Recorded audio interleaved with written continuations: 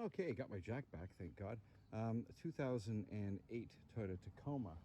Going to be doing the front brake pads. The rotors are fine, they're good. The pads are just worn down. So I'm just going to be replacing the pads. This is also going to, God, there's a whole ton of vehicles this is good for. So 05 to 20 Tacoma. The Tundra, 4-piston calipers. The FJ Cruiser, the Sequoia.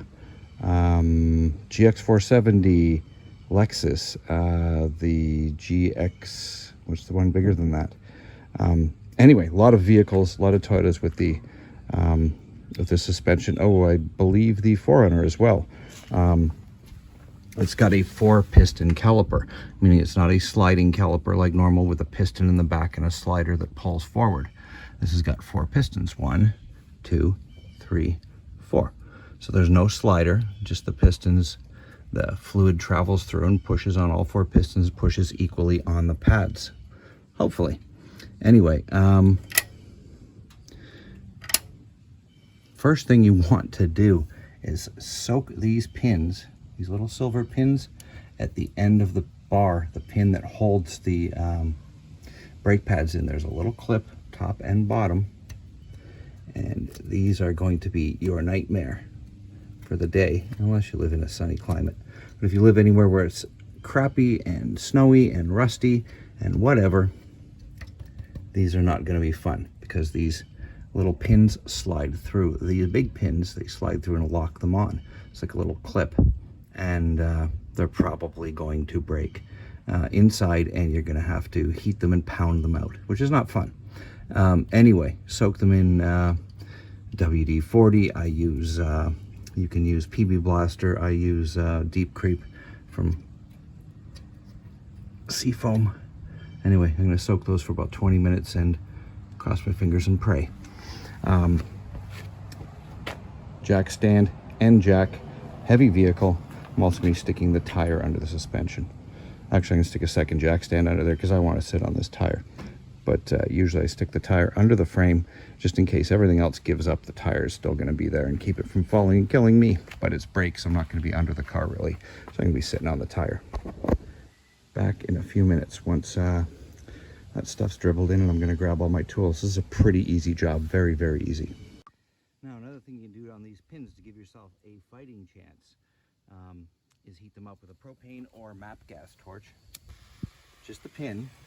Careful of the brake fluid lines and anything rubber, but you're just going to hit this little metal pin. It'll only take a few seconds for it to get red hot, and the heat's going to make the pin expand inside the hole that it's in, and as it cools it'll shrink again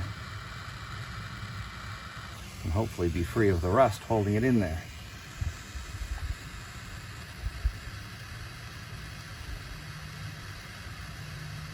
You have to let them cool all the way down again before you touch them and try and pull them out, or you'll just, the heat will have made them tear in half.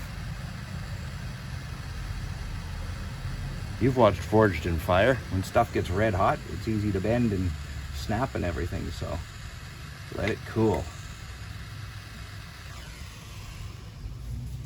So we're gonna let that cool for a minute. And while it's cooling, we're gonna let some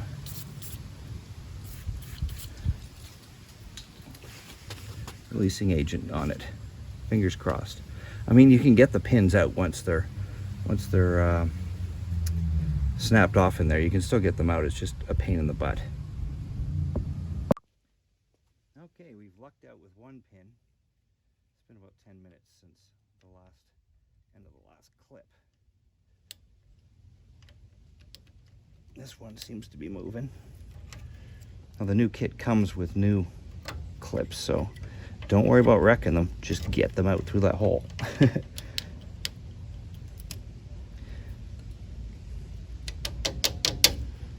And then these pins usually just slide out. If not, you can tap them out with a drift or a punch and a hammer. You can use a screwdriver.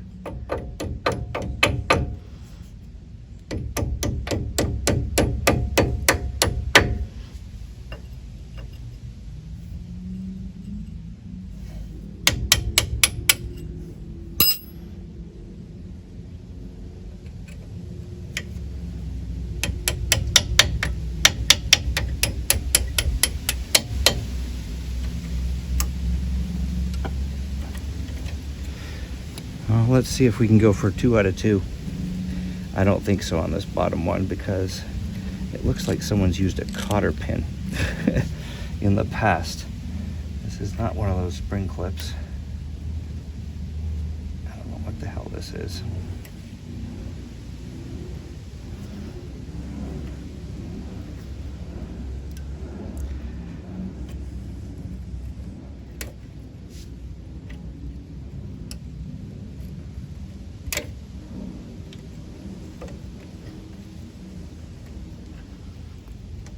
Come on, baby, you can get out of there.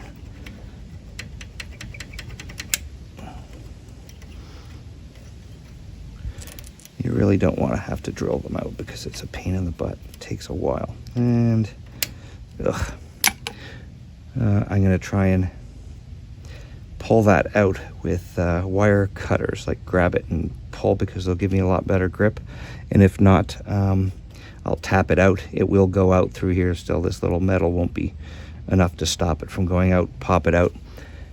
And then I'll just have to heat it up and keep tapping with like a nail or something and tap that little pin out so that the hole is, it's not a very big hole. Where are you? See, the hole's kind of small. Can't even see the hole there. Oh no, this one broke off too. See the little silver spot? That one's broken. So I'm gonna have to heat these up and tap these out, both of them. And that's the fun. I'll heat them up with the torch till they're red hot and then tap that with a tiny, tiny nail or drill bit. Back in a bit. Okay, when I say heat up the pins and pound them out, I guess I should show what I mean. Let's set up a camera and you guys can see.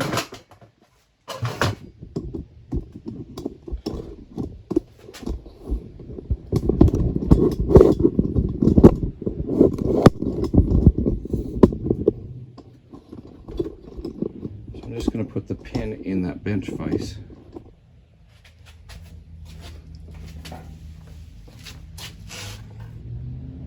I'm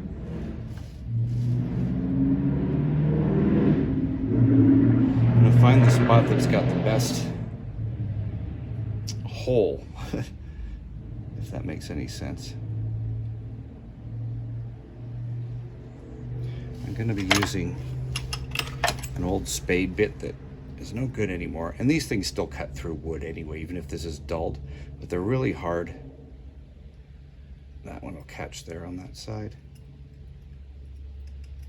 I believe, better than that side. Okay, so I'm going to put it in the vise.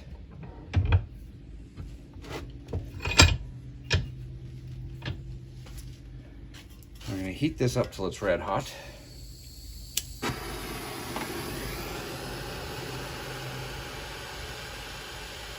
I'm using MAP gas, which burns hotter. If you're using propane, it'll take longer. And basically, you're going to heat this up until the entire flame is orange. Bright, bright, bright orange. You'll see it change.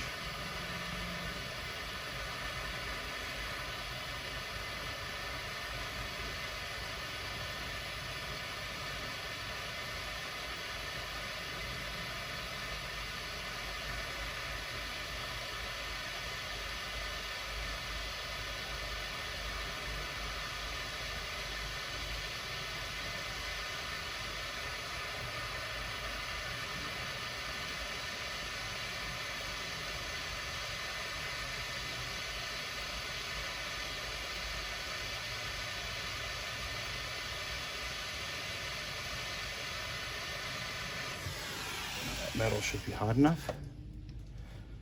Take a hammer, any hammer will do. Put the tip of this bit on that little pin and tap. And hopefully, yep. Pin, the back of it is popped through, so I'm going to use the wire cutters, and there's the little pin. What did I grab that for? Yeah, you know that was hot, right? Okay.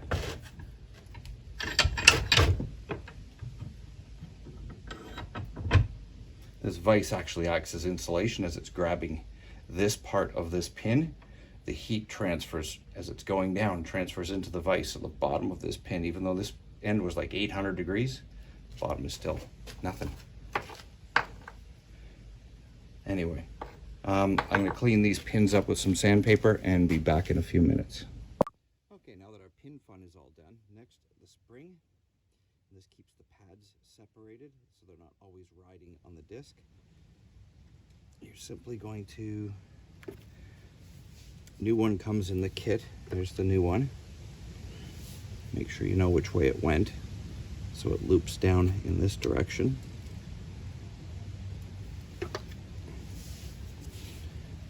And you're simply going to squeeze this together and pop it out.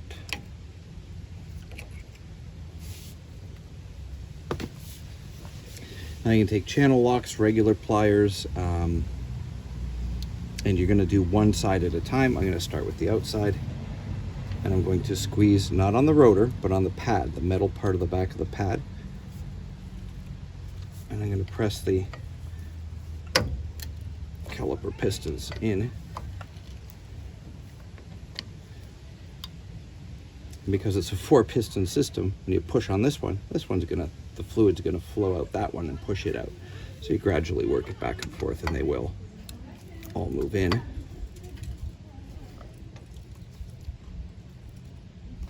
And once you get that in, you can wiggle the old pad out and you can see the piston marks. That's where the pistons were touching. And now gently, don't hit the rubber. Take one piston, hold the other one, push in on this one, and do the same with this one while holding. And now they're both all the way in. And where's my file? Now the pads ride along these two flat spots on the caliper. So I'm just going to take a file and clean that out. I'm not going to hit the rotor. I'm not going to hit the rubber part of the seal of the piston.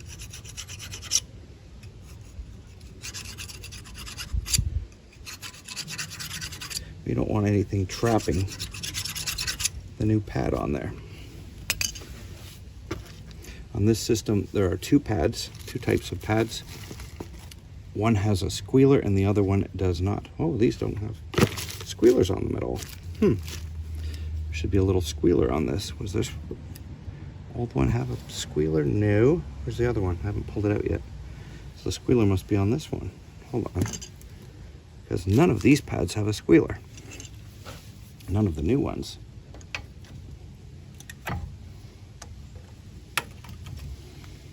I just screwed that up because it's going to push these pistons out, but I want to see if there's a squealer on this one.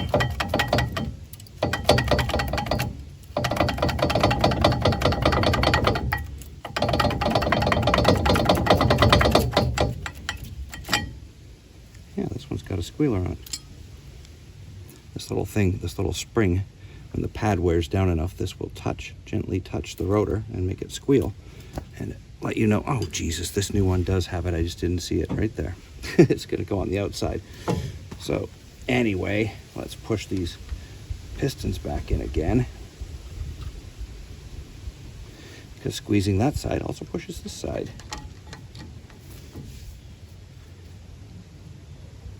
Okay, I think we're all the way in. You want to do these one side at a time. Now, new pad, the one with the squealer that my brain said wasn't there. I'll do the, so this kit does come with the grease for the sides of the pad. And that's where the metal contacts the metal, so that these don't rust together and bind together. Just a tiny little bit.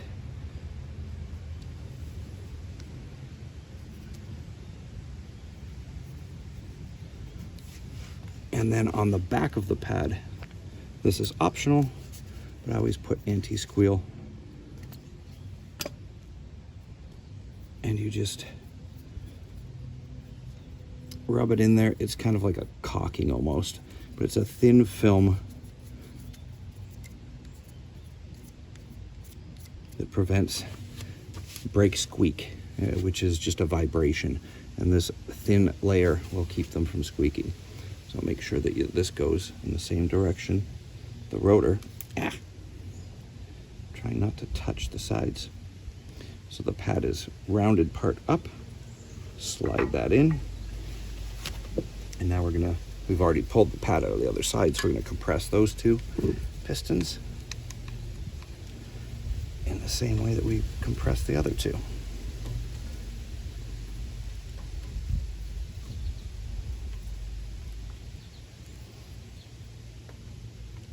Trying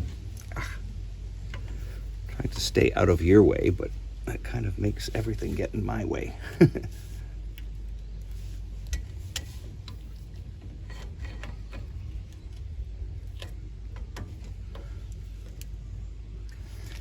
Gently squeeze them in until they're both back flush. Clean off the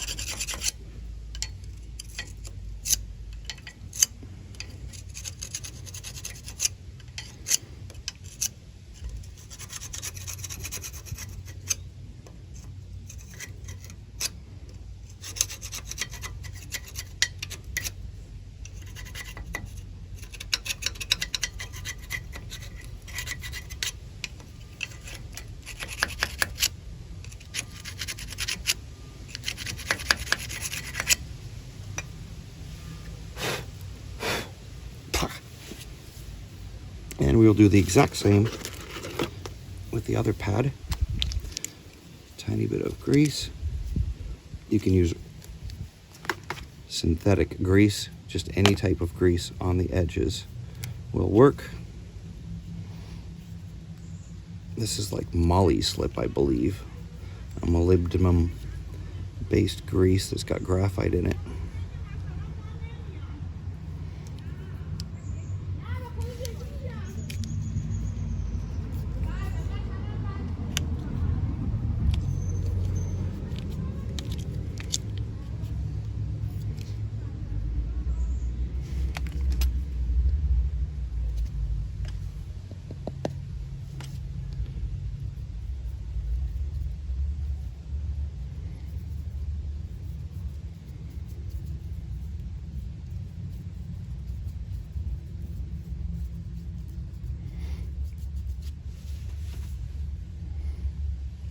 And again, the curvature of the pad follows the curvature of the rotor. Oh. Those pistons did not go all the way in.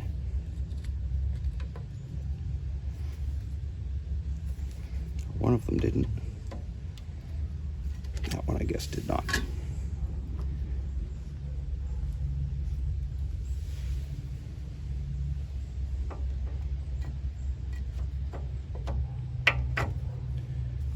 Okay, almost done.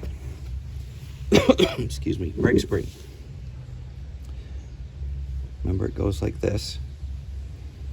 This little triangle part is not supposed to be pushing down against the rotor. It's supposed to be pushing away. So slip the two little ears in like this. This part stays on top.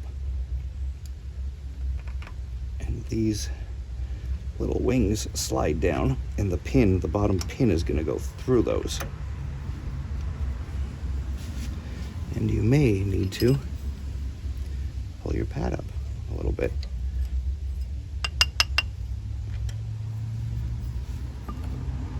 Now take your two pins and your moly grease again.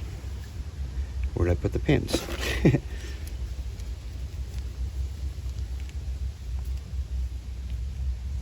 Now just a tiny bit, you're not soaking these things, you're just going to provide a coating. Yeah, it's dirty, it's filthy. And then slide it in from the front. See, this sticks out a little bit. That's the way it's supposed to be. I'm going to line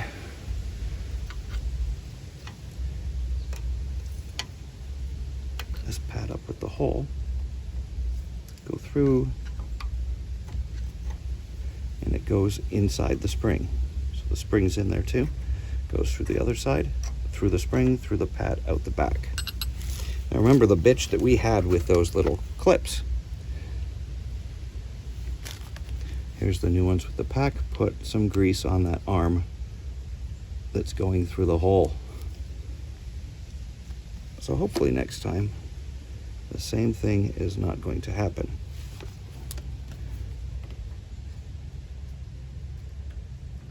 Rotate this until the hole shows up. There it is. Ah! The straight arm of the pin goes through, and that is it. Other than the other pin, we are done.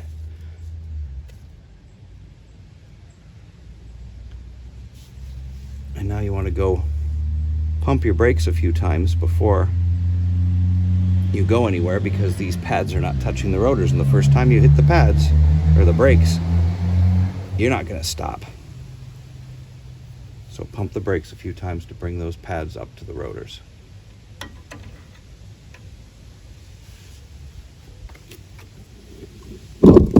Oops.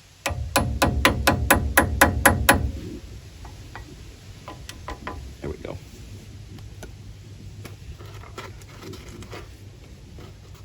And our last spring clip. Grease on the long part that goes through the hole.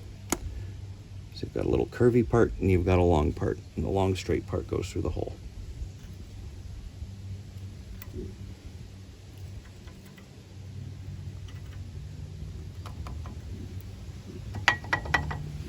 Beautiful. That's it. Wheel back on, and thanks for watching. Please like, subscribe, hit the notification button, whatever you'd like to do. Thank you very much for watching. One last quick thing.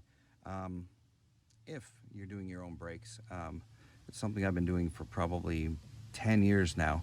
I no longer use metallic brakes or organic brakes. Organic are hard to find anyway. But metallic or semi-metallic, I use nothing but ceramic, because ceramic does not make brake dust. It wears out your rotors slower. It's ceramic versus metal on metal. These are Wagner Quiet Stop ceramic pads. They're a little more expensive than regular, but your rotors will last longer, and you will get no brake dust on your wheels that's hard to clean. Now, if you did have to replace the rotor on this car, I believe there are two little locator pin bolts that hold the rotor on, and you would have had to take, where are they? Right back there. Oops, can you see? This bolt and this bolt, the two big ones on the back, which look like 19 millimeters. So you would have had to take those off and then lift the caliper out of the way so you can get the rotor in. And I believe you'd have to take the brake clip off, because this is a hard line. So you have to take the brake clip off there. That slides this way, which I'm not going to be able to do with one hand. See the opening there? So that slides that way and locks this in place. You slide it in and then pull it out so that the rubber will be able to move and the rubber can follow the caliper. You'll tie it up and then put the new rotor on, and then slip it back on, bolt it down. Those are probably about 90 foot-pounds or 80 foot-pounds of torque on those bolts. And then do your brakes as usual. Calipers don't have to come off in order to do just pads. And as you can see, these discs are nice and smoothly worn. There's the tiniest of lips here. Same on the inside. You can't see it, but I can feel it in the back there. So anyway, thank you again for watching.